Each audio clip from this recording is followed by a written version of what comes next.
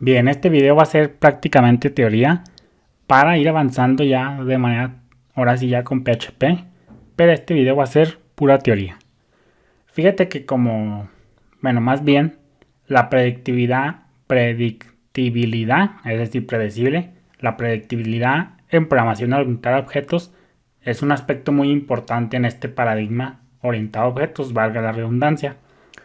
Es decir, debes diseñar tus clases de manera que los usuarios que vayan a consumir esas clases puedan estar seguros de sus características.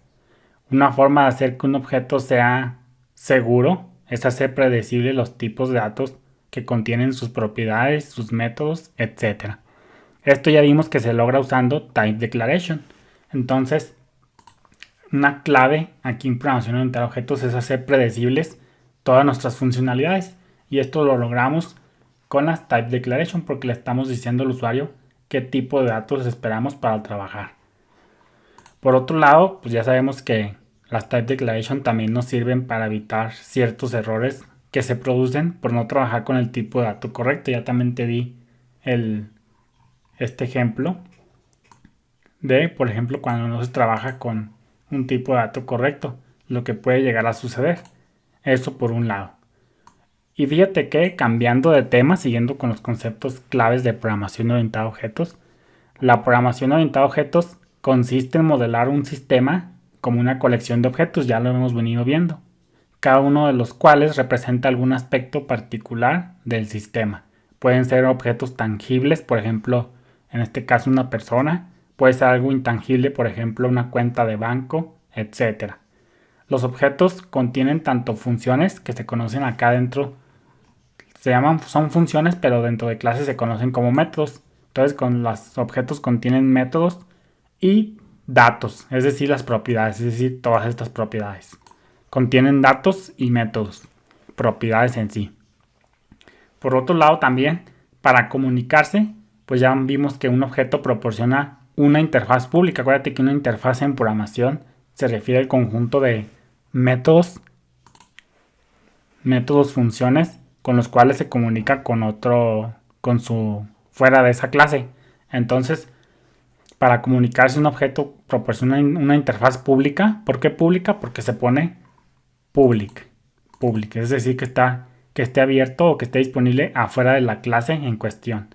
Entonces, un objeto proporciona una interfaz pública a otro código para que quiera utilizarlo, pero mantiene su propio estado interno privado. En este caso, el estado se refiere al tú ya sabes lo que es el estado de un objeto. El estado de un objeto es el conjunto de valores que tienen cada una de sus propiedades en cierto momento del código. Entonces acá se mantiene el propio estado interno privado. En este caso lo estamos poniendo como público, pero lo normal es poner todo como privado. Private. Sin embargo, ahorita lo estamos dejando como public. Ya después lo vamos a ir viendo cómo va a ir cambiando a lo largo del curso. Entonces, casi siempre por lo regular, el estado interno de un objeto se pone como privado y simplemente se hace una interfaz pública con métodos públicos para que se comuniquen con otros objetos o con las clases que vayan a consumir, con el código que vaya a consumir nuestras clases. Con esto significa que otras partes del sistema, otras partes de nuestra aplicación, no tienen por qué preocuparse por lo que ocurre dentro del objeto. Las clases funcionan en cierto sentido como una caja negra, los objetos funcionan como una caja negra. Tú le das interfaces públicas, métodos públicos al código que está fuera de esas clases, pero pues las clases que consumen a esas clases no tienen por qué preocuparse de cómo funciona tras bambalinas la funcionalidad. A él, con que le entregues una salida, una respuesta, una funcionalidad, al otro código que consuma tus clases no le debe de importar cómo está definido las clases en cuestión. Por eso se dice que las clases, los objetos, son como una caja negra, el famoso término caja negra que se conoce en programación. También, cambiando de tema, ya vimos que a los constructores, por otra parte, pasamos al constructor valores, es decir, argumentos para cualquier estado interno que queramos inicializar en la nueva instancia. Acuérdate que aquí podemos recibir argumentos, parámetros, tantos como tú requieras. Y estos nos van a servir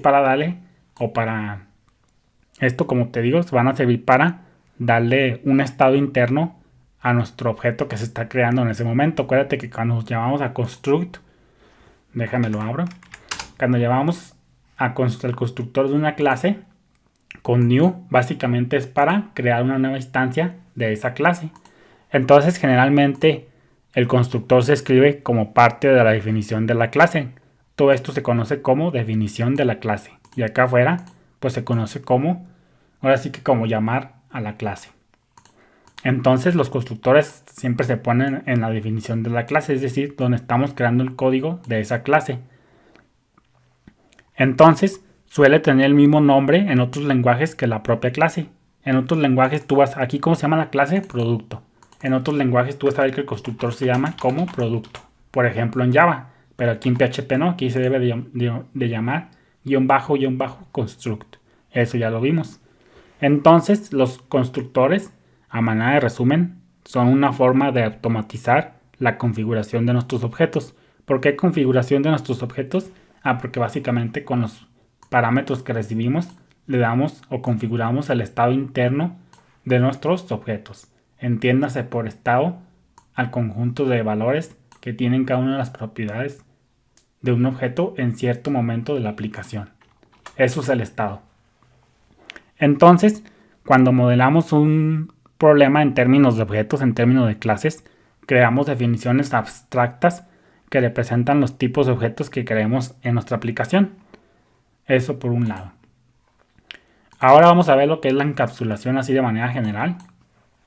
Pues fíjate que la encapsulación en programación orientada a objetos, es decir que se conoce como que los objetos proporcionan una interfaz a otro código que quiera utilizarlos, en este caso con métodos públicos, pero mantienen su propio estado interno, como te decía.